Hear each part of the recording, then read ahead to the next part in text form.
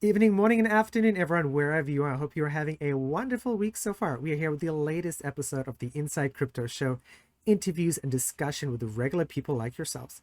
Today, we are joined by Matt Powers, the Director of Communications at O3Swap, a multi-token protocol for decentralized services. O3Swap is the first cross-chain aggregation protocol that enables free trading of native assets between heterogeneous chains. Oh, I can't pronounce that. We have to do the usual disclaimer. Anything said by either Matt or myself does not constitute financial advice. Our opinions are our own and not to be connected with our respective organizations. Please, everyone, do your own research. Because it's just Matt on the show today, we can spend more time talking about his background before we get into the juicy details of O3Swap and crypto. Matt, thank you very much for making time for us today. Tell us about yourself and how you got into crypto. Yeah, thanks for having me here. So, my first foray into crypto was in the summer of 2018 when Bitcoin was really popping off. Everyone was thinking it's going to go to 20K. And that was really the ceiling for Bitcoin back then. I think it touched 20K at the time, but then crashed down really quickly. It wasn't really a healthy rise for Bitcoin and some of these assets back then. It was a lot of speculation. And in 2018, DeFi didn't really even exist yet as it is today. So at that time, I knew nothing. I was into stocks, buying crypto. I bought some Litecoin, some Mhm. XRP. I didn't know what I was doing. And I really didn't look at my accounts again until I was traveling in Asia. And I needed to send some of my salary back home to the United States. I went to the bank and to do it the traditional way. And had a $500 ceiling on what I could send back. And they were going to like tax 5%. Wow. 5% fee would go to the bank. And not only that, but they asked me what the money was for. Why was I sending money back home? And I was aghast. Like they could even ask me that. But I told them it wasn't anything sinister. I had to pay a student loan back home. I went to school here. Everyone's got student loans here. And they told me that I couldn't send the money back for that reason. And told me that I should try another bank. And I was like, what in the world is happening here? I can't like change my money from one pocket to another pocket without there being these extreme limitations. So that was, I think it was like December or January, December 2018 or January of 2019. And so I went home and I bought Bitcoin.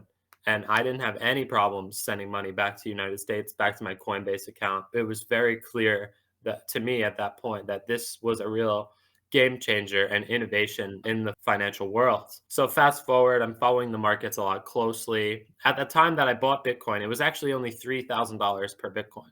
Wow. So I was very lucky. I wasn't monitoring the markets at all. I just thought, oh, $3,000 Bitcoin, that's pretty low. I'll give it a shot. Bought $1,000 worth of Bitcoin. Before I moved to Asia, I worked as a technical writer for a software company called SAP. And I knew how to write about technology and communicate about it. So fast forward to, I think it was maybe January 2021, I met my boss at a Bitcoin conference, and he really needed like a community manager like yourself or a technical writer, which is my background, to write articles about the innovations that they're bringing forth with their company, cross-chain, decentralized exchange, O3 swap. It's hard for people to understand, and that's really my role with the company is describing the innovations and the technology that we bring to the masses to help them manage their crypto portfolios and help them trade and store their crypto in a decentralized way. Nice. That is a really cool and interesting journey. And it's strange because before I started living in Taiwan, I was in Korea and I worked with a whole bunch of American people. And like you said, they had to send money to pay back their student loans. And it's strange that banks aren't aware of that fact in Korea at that time. Anyway, this was 12, 13 years ago. But hey, you found Bitcoin. That's wonderful. So how, Yeah, I should be thanking the bank for indeed. leading me to Bitcoin. So you met your, I would assume, the boss of O3 Swap at the time and at the Bitcoin conference, and like, how did he convince you to sort of go from this, some, like what many of us started off with, I did, mainstream traditional job route to the crypto sphere? What was that big thing that he said, "Hey, Matt, this is why you should work here"? He showed me the wallet that I'd already built, O3 wallet, the old one, and he showed me the O3 like the old O3 swap V1 protocol, trading across chains. I would also go back and forth with him about which coins were shit coins and which weren't. And he really enjoyed that. And he was mostly right. So I remember talking to him about XRP and Cardano, and he would tell me those aren't like DeFi coins at all. The things that they're doing aren't decentralized and they don't meet like the ethos of Ethereum and everything that's happening on the Ethereum virtual machine. So just his knowledge base and everything he knew about the space from his more than 5 years working in blockchain really lured me in. I was also thinking about like my career at the time. I think I was at sort of a pivot point. At the time I was teaching English in Asia. I wasn't doing anything really that I would have liked to do, and I really had a passion for crypto, and so I took a chance and started working with him, and yeah, the rest is history. Nice. Very cool. I like that introduction a lot. Now let's get into the juicy details of why we're here today. So Matt, O3Swap is just like a cool name. I loved it when I first saw it rebalanced into a Pico token. I've seen the graphic for the site, I've done the research for today's show. But for podcast listeners and for YouTube viewers, the YouTube viewers, they're watching another video you did about O3Swap. But for the podcast listeners, what is O3Swap? O3Swap is a cross-chain decentralized exchange at its core. So think about decentralized exchanges like PancakeSwap, Uniswap, QuickSwap, even Trader Joe. These are all decentralized exchanges on different chains, but they're silos because you can only trade on those chains when you're interacting with those decentralized exchanges. O3Swap connects these decentralized exchanges through the power of aggregation.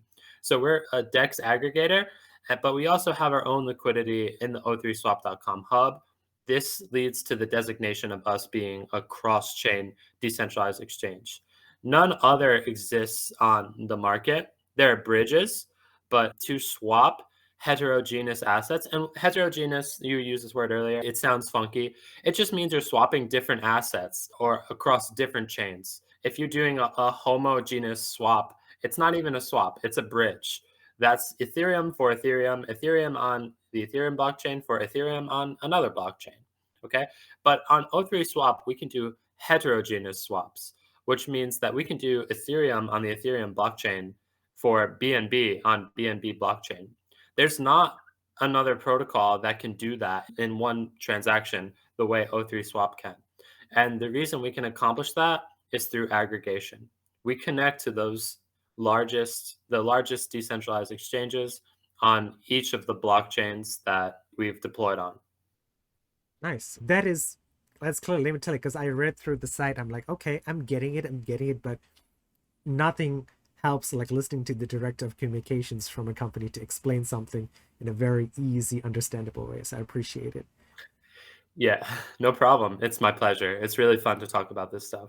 Cool. So I've got a ton of questions. Now you mentioned bridges as well. Now a lot of organizations and a lot of people like they look at O3Swap and they're like, okay, this is a bridge, but you guys are not a bridge, as you mentioned before. Are there any security issues like there have been in the last? You've seen it. I think anybody in crypto has seen it. $1.6 billion hacked in the last 12 months. How do you guys, are there security issues, or how do you guys mitigate security issues with it being across chain? So, first of all, let me say that we are a bridge. We are also a bridge. We encompass that as well. Secondly, we've checked the boxes when it comes to audits. We've gotten 2 audits, one by Peck Shields, one by Certic. They are renowned in the blockchain space. At the end of this week, we'll also be launching a $250,000 bug bounty with Immunify. So we want to partner with white hat hackers and have them hack us and see where we've gone wrong. We're really open about that. Thirdly, the way the protocol works is it's decentralized, transparent, and governed by the users. So all of our liquidity is deposited by the users. So I don't know how much people know about decentralization, but the point is to not have a single point of failure, and that includes the O3 Labs team. We are not the point of failure. We have relayers with the Poly network.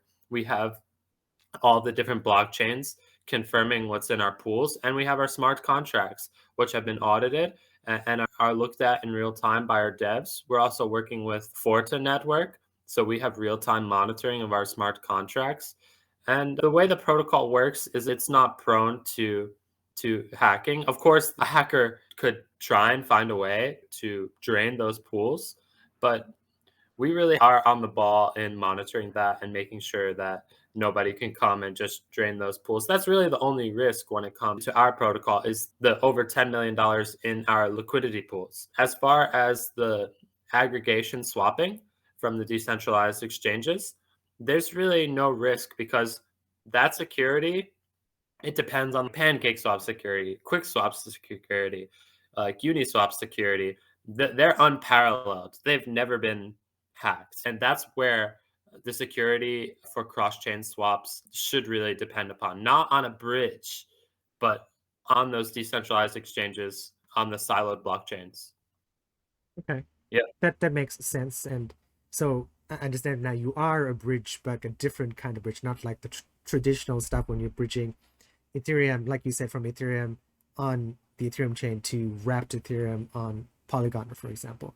So you are different, and you do have like real-time monitoring with Forta. I'm quite familiar with them. That is impressive. The bug bounty you mentioned, that is launching next week. Is that something already announced? At the end of this week. Oh, at the end So of this yeah, week. So tomorrow, which is cool. Fantastic. yeah, yeah. Super So excited about that. I mean Yeah. that is exciting. 250,000. That is a significant amount of money. Like since you did bring it up, how would a white hat hacker who's listening to this, or they found this somewhere on TikTok, how would they participate in this? Through Immunify, or is it through the O3 swap site? Yeah, it will be through Immunify. We'll announce at the end of this week. Yep. Very They would cool. just have to, yeah, find a meaningful bug in our code, which is open sourced on GitHub, Nice. and file it through Immunify.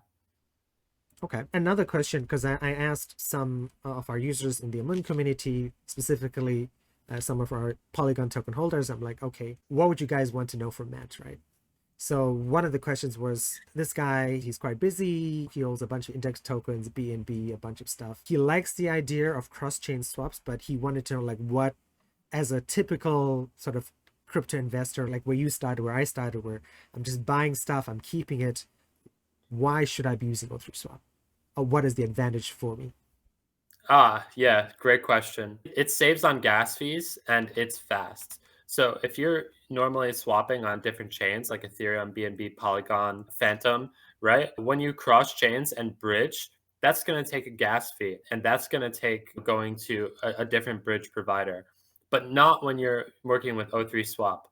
We could do transactions across chains for different assets with one fell swoop through aggregation. It might take you 10, 20 minutes to both bridge, wait for those assets to arrive on the destination chain, and then go to a new DEX and then swap. But O3 can do those swaps, the whole process in under 5 minutes. That A- is impressive. And yeah, and because it's just one transaction, you're going to save on gas fees. No matter if it's on a layer two scaling solution, Polygon or Arbitrum, or on Ethereum, because it's just one transaction and not two or three, it's less time and less money you have to spend. That's nice because I have done the quick swap transaction of press this is confirm, and then the next thing press confirm, and then the next thing press confirm, and then it does 3 or 4 transactions before you finally get what you want, and you paying gas fees all along the way. Matic. I think Those are the yeah, go ahead. we you have to do that too as a protocol. I think you're talking about like the approvals. Approve Yes. this token for trading. Approve this token. Yeah, we have to do that too, unfortunately.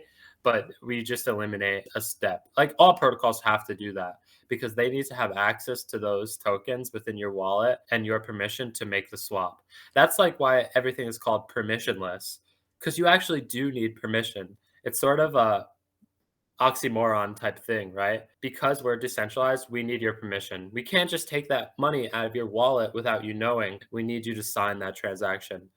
Does that make sense? That Like, makes sense. My question was so like the quickswap example was I don't know remember if I was on quickswap or another, might have been elk, where I was paying gas fees at every single swap, or maybe I was swapping to different things. But for you guys, I'm just clicking that gas fee button once, right? Yeah, yeah, yeah. you're just That is cool, and I like that a lot. the other thing that I would say is that we also have the O3 cross-chain wallet. So for users who want to swap, even if it's not across chains, even if it's on the Ethereum blockchain or on BNB chain, we could do that directly for you on your mobile device.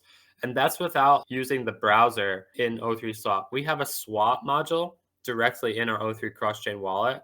So if users import their MetaMask into O3 cross-chain wallet and want to swap for other assets directly on their smartphone within the app, it's really simple and really easy. And you don't have to like visit a DApp. The app that we have on your phone is a DApp. Yeah. Very It, cool. yeah, I don't talk about the O3 cross-chain wallet enough, but it is really sweet. I use it a lot personally, but everything that's on o3swap.com is available within O3 cross-chain wallet. It's not like two separate things. We have our wallet and we have our DApp, but the DApp is all packed within the wallet. Nice. That's really convenient, and it definitely follows the trend. Maybe like hardcore degens are still doing stuff in their browsers, but a lot of regular folks, right? My wife included, just doing stuff on her phone. A lot of customers of Amun are doing swaps on their phone because that is 2022, doing stuff on your phone. One thing I did want to ask, what about slippage? Like when you're doing cross-chain swaps, how is slippage impacted, or how you impacted in any way by slippage? If you're staying on the same chain, actually, it doesn't depend upon that. It depends upon how much liquidity there is for the destination token that you're trading for. So, if there's sufficient liquidity on the DEX that you're trading to, for instance, let's say you want to trade Ethereum for BNB token across chains. That Ethereum is going to be converted to USDC because we have the stablecoin cross-chain pools that allows us to cross chains very easily, the stablecoins. Then it's going to be converted to PUSDC, which is our cross-chain substitution token. Then what will happen? It'll cross chains to BNB chain, change back to the native USDC token, and then trade that USDC token for the BNB token. Now, where will it do that transaction on the BNB chain? Because we connect to PancakeSwap and BabySwap and ApeSwap, those are the three biggest dexes on BNB chain. It would happen on one of those. Now, the slippage of that BNB token and that transaction would depend upon the liquidity pools for BNB on those decentralized exchanges. I don't know how many people know like about liquidity pools in your audience. There's like a pair, a liquidity pair. It's usually USDC or USDT, and then another more volatile token like BNB. So PancakeSwap, ApeSwap, BabySwap, it's in their best interest to have huge liquidity pools dedicated to a token like BNB because they don't want slippage to take place. They want to have people go there and trade.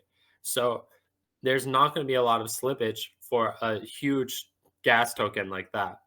But let's say there's a small project token, O3 Swap.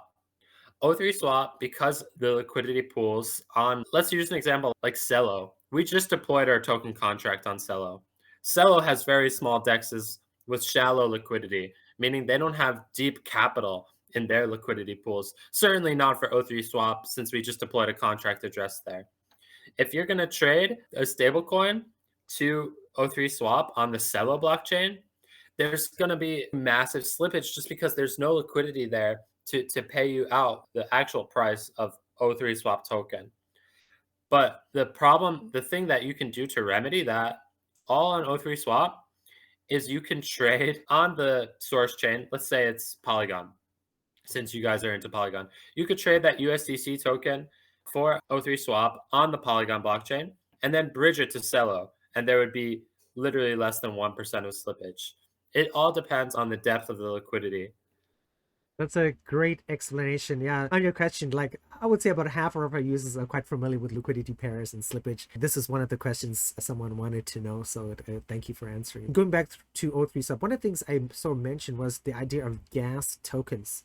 So gas token is not like a special O3 Swap token. Gas tokens just refers to the gas fees you pay in different chains.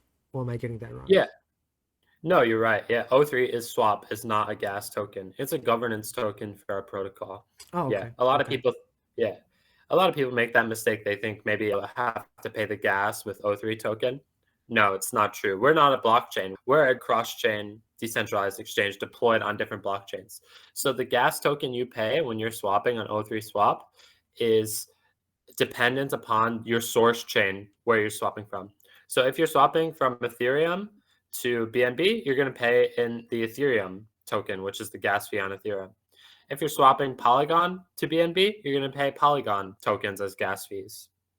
Nice. That makes sense. And good thing you clarified that for me, because that was one of the things I was a bit confused about when I was looking through all the source material preparing for today.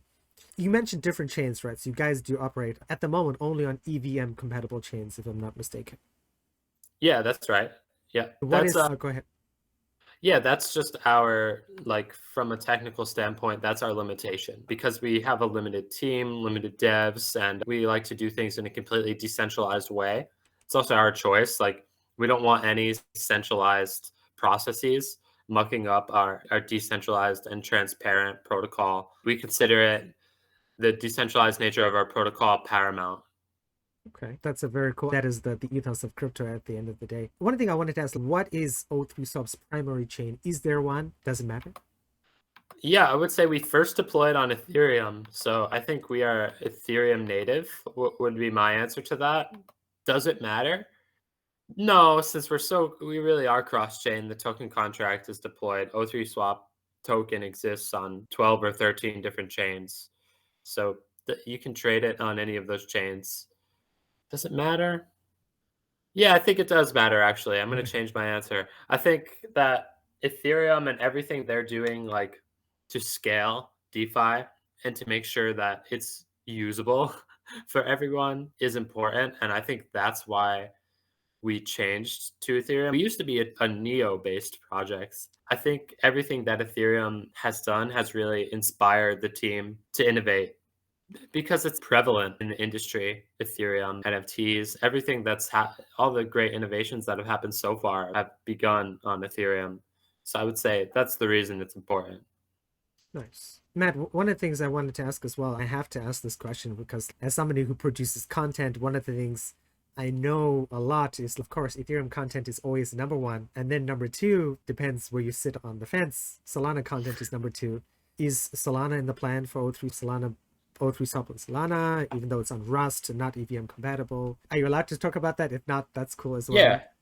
Yeah, look, the minute Solana creates an EVM compatible block, O3 will deploy there in a heartbeat.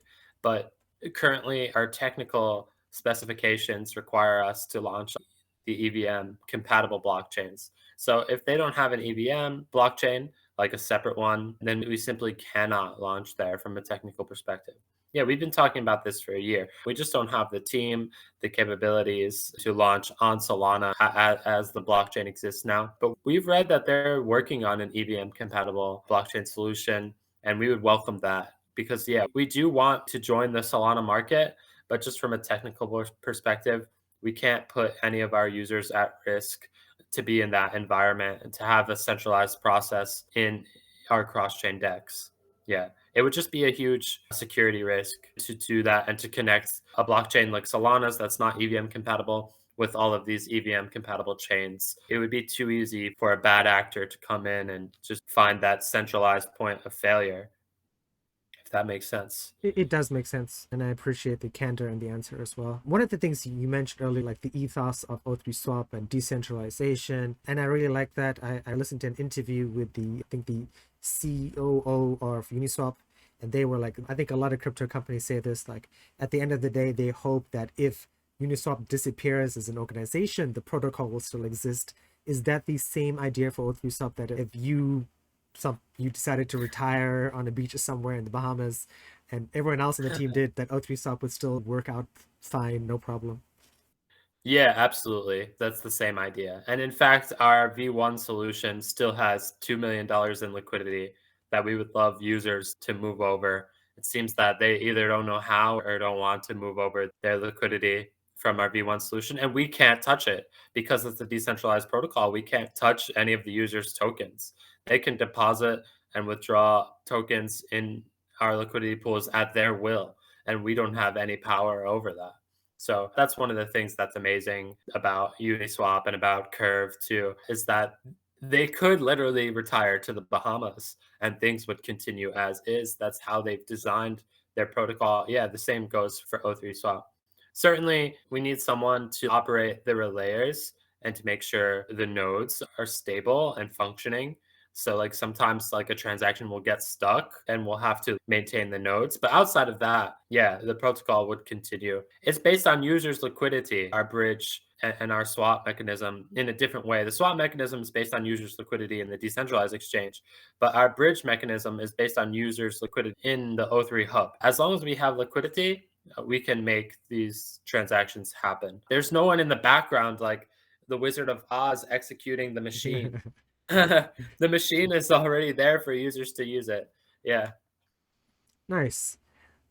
I'm totally going off script here, but I mean, a lot of the things you said are so interesting as well. Like another sort of issue that's been prevalent in DeFi, and I'm sure you've seen this as well, is the idea of incentivizing users to deposit liquidity in liquidity pools, the idea of yield farming, and then the users come to your yield farm, they suck out all the juiciness, the good stuff, move on to the next one. Like, how are you guys tackling that at O3 Swap? Is there a solution? What do you think about that? Maybe there's no need to tackle it. We think that burns are very important to the tokenomics of any project. So if you're not burning the token and you're not creating an incentive for users to hold the token, then the tokenomics is already dead. One of the things that we've decided to do, and we haven't even done our first burn yet, to be clear, is 80% of the fees that O3 Labs earns from o3swap.com will be used to buy back and burn the O3 token. So that's how we're going to make it worth it for people to hold the token. Additionally, we have staking of the O3 token. We have up to 40% APR on staking on the various blockchains. So if you want to stake O3 to earn O3, you can do that too. That's really just like a secondary mechanism. So if you think O3 is going to go up, you can also earn more O3 as you stake it instead of just holding it in your wallet without earning anything. Thirdly, we have governance. We launched the governance a couple weeks ago and we haven't even gotten one single proposal yet. So the team is thinking based on some conversations within our O3 board, within our communities, what will be our first proposal, and the proposal is going to come from the team. And we're thinking about maybe shedding this unlocking mechanism for the O3 rewards. Some users have said the unlocking mechanism is a bit cumbersome and a little bit annoying. So we want to see what the users think. And when you're voting on a proposal, you're not burning O3 token, you're not spending money. You're just putting your input in, and your vote depends on how many O3 tokens you have, but you're not using that O3 to vote. That voting, like say you have 10,000 O3 tokens, that's 10,000 votes. But when you're voting, you're not getting rid of those O3 tokens. You're not setting money on fire. No, you're just participating in governance. So we're really excited to see now that we have the like a voting mechanism in place. I wouldn't call it a DAO. We actually wanted to build like a super complex DAO, but we weren't sure that the users would understand it or be able to participate in a way that would be meaningful. So we've built voting and proposals out with Snapshot on Ethereum. So we're excited to bring some proposals forth. I have a proposal for an NFT collection and I want to burn tokens like there's no tomorrow. So once that NFT collection is done being drawn and we can get together all the features of the NFT, what is it called? The traits Yes. like into a collection of like whole things where the traits are like combined and put together like puzzles. I want to like work with an NFT platform and sell out these NFTs and use O3 token to purchase. And then I want to burn 100% of the O3 token used to purchase that NFT collection just as a token to our community to decrease the supply, because the liquidity incentives on our platform are just that. They're liquidity incentives and they seem to explode the supply. A lot of people want to provide liquidity, stake, earn O3, and then sell it on the market. As an organization, O3 Labs, like I think it's our requirement to make those people pay and to make the price go up and to make the holders happy so that if you do think about selling the O3 token, like mining it and then just selling it outright, you have a second thought like, oh, maybe I shouldn't do that. Maybe that's not a good idea. I think that's our role as stewards for this protocol, is to make sure that people see what we're building and have second thoughts about just dumping our token. That is really cool. You mentioned the NFT collection, and that was one of the questions that was like in the back of my brain as you're talking about. So you guys do tokens. Is there a possibility for like cross-chain NFT purchases, like buying NFTs on Binance and bridging them across to your Ethereum wallet or that sort of stuff. Is that something that we could get in the future, or O3 holders could get in the future? That would be cool, because I hate having 15 different wallets for all these different NFT ecosystems. So that would be cool.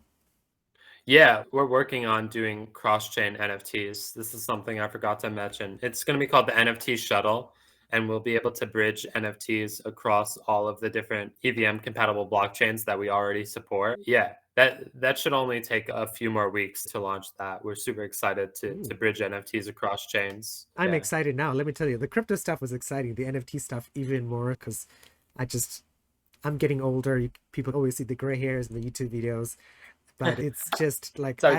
I don't have time to freaking log into every wallet to keep track of my NFTs. It's just too busy. Which chains do you have NFTs on, I've if you got don't mind me asking? AVAX, Polygon, Ethereum. You guys don't do Solana, but that's fine. Yeah. Yeah, I've got at least 3 EVM. I think I'm forgetting one at the moment. I can't think of the other one, but yeah, at least four. Okay, AVAX, Polygon, Ethereum, Yep. BNB maybe? Those the Yes, four? yes, yes. Because BNB was my yeah, Okay. yes, that is the last one because I started on crypto in Binance. Cool. Yeah, very cool. Yeah, I think a lot of people got their start with Binance. I think And like kudos to Binance. Yeah, like yes. they're killing it. Yeah, I you were in Asia, right? I live in Asia, and the local exchanges are all cool here in Taiwan, but Binance is still king here. Yeah. Yeah, Matt, very cool. I don't want to keep you too long. One of the things I wanted to ask is we're in August, it's almost going to be September. Like we've talked about so many exciting things, like as people who are O3 holders or people who are thinking about O3 or cross-chain swaps and so many exciting things. But I think you answered this question already. Moving into 2023, what should people be excited for when it comes to O3 swap? I think they should be excited for the NFT shuttle and the cross-chain NFT bridge. Yeah, and how we would integrate users onto that because the NFT market is so widespread and so huge. So if we could just welcome 5% of the global NFT users to bridge their NFTs across chains, perhaps in an effort to keep them safe. Perhaps that's the use case of an NFT cross-chain bridge to prevent hacking, to create a secure mechanism for hiding your NFTs in a place where nobody knows where they are, then I think that might be huge. But it's all about what the market does and if we can market it and if we can get people onboarding this. But currently for EVM compatible solutions, there's no other protocol that does cross-chain NFT bridging. Yeah, I agree. Yeah. I couldn't think of anyone as this idea was forming as you were talking. I'm like, oh yeah, this would be really cool if I could have an app on my phone that had all my NFTs that I could manage it and do stuff with without having to sit down in front of my computer. Like you, I work in front of my computer all day. You probably do the same thing. I'd like to go outside and play around with NFTs, as weird as that sounds. Yeah, yeah. Download O3 Cross-Chain Wallet, man. You can swap like non-NFTs, the fungible tokens across chains, like from your phone, and stand up and go for a walk. So if you're doing that daily on your computer, I can already offer you that.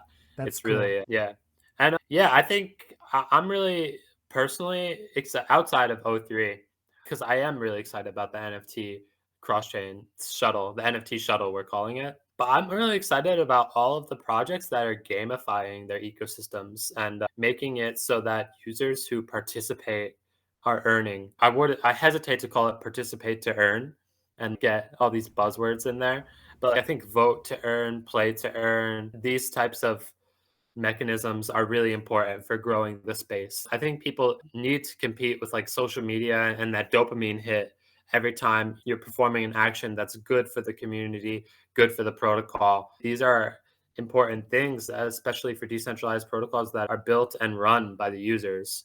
You need users to participate and they need to get something for that participation.